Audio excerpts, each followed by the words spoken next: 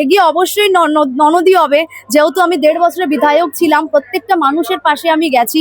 আমি বিধায়ক বলবো না, আমি বাগদার মেয়ে। উনি হচ্ছে বাগদার বৌদি। তো বৌদির আগে মেয়ে হয়, তো মেয়েই জিতছে। এটা ৪র্থ মেতে আপনারা সকলেই জেনে যাবেন।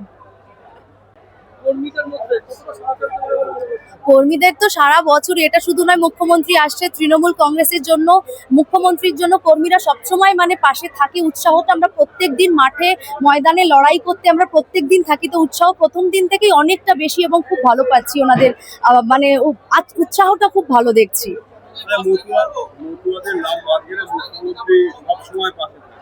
অবশ্যই এটা তো প্রথমেই এসআইআরটা করা হয়েছিল। বিজেপি সরকার বলেছিল, সব নেতারা দিল্লি থেকে নেতারা এসেছিল, বক্তব্য রেখেছে। এসআইআর করা হয়েছে রোহিঙ্গাদের ধরার জন্য।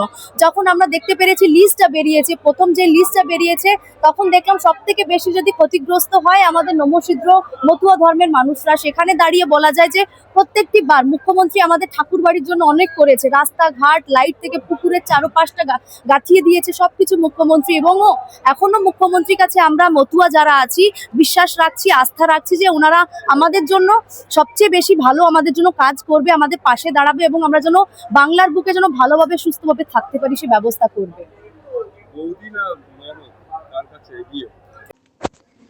পশ্চিমবঙ্গের উত্তর ২৪ পরগনা জেলার বনগাঁ এলাকায় সুধীর কর্মকার কলেজ অব এডুকেশন এক স্বনামধন্য এবং অতি উল্লেখযোগ্য শিক্ষণ মহাবিদ্যালয়। বর্তমান এই শিক্ষক মহাবিদ্যালয়ে নতুন শিক্ষাবর্ষে বিএড অ্যাডমিশান চলছে। তাই বিএড অ্যাডমিশান নেওয়ার বিষয়ে যে সমস্ত শিক্ষার্থীরা আগ্রহী তারা অতি সত্বর কলেজের অফিসে এসে যোগাযোগ করবেন। আমাদের কলেজের ঠিকানা গোপালনগর, চরচালকি, বনগাঁ, উত্তর ২৪ পরগনা।